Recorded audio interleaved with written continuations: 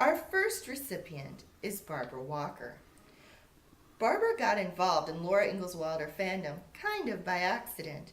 She was taking a trip heading to a family wedding and decided that they could get part of it paid for if she could get somebody to pay her for writing an article and if she stopped at a Laura Ingalls Wilder site.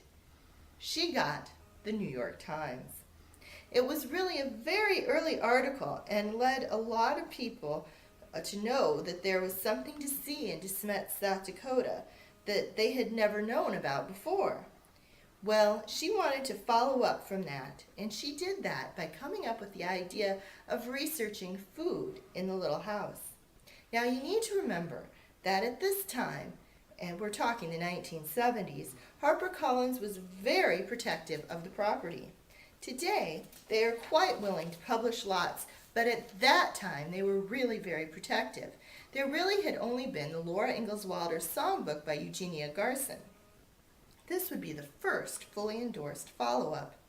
It proved so popular that it remained in hardback only for over 10 years before it came out in paperback. It also came out in 2 different versions in Japanese and in Danish. And I brought both of my copies along for Barbara to sign. And beyond Laura fandom, it's made a big impact in another area that I do research in, historic foodways. Lots of people who are leaders in historic foodways programs today have told me that the first book on historic foodways that they received was the Little House Cookbook. While I only got to meet Barbara in person today, I've known her through cards, letters, phone calls, and emails for a long time. She very kindly allowed me to interview her for the Homesteader, and at that point she said she didn't think she'd be making any more Laura appearances, so I'm doubly happy that she is here today.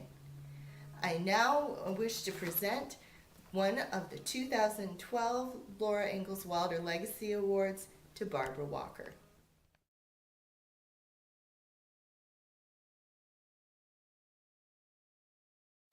Now that's not the special part of the story.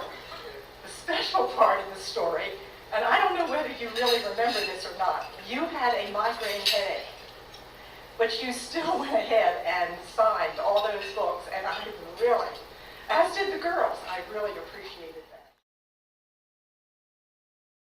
I had your cookbook, which I brought with me in 1979 when it came out.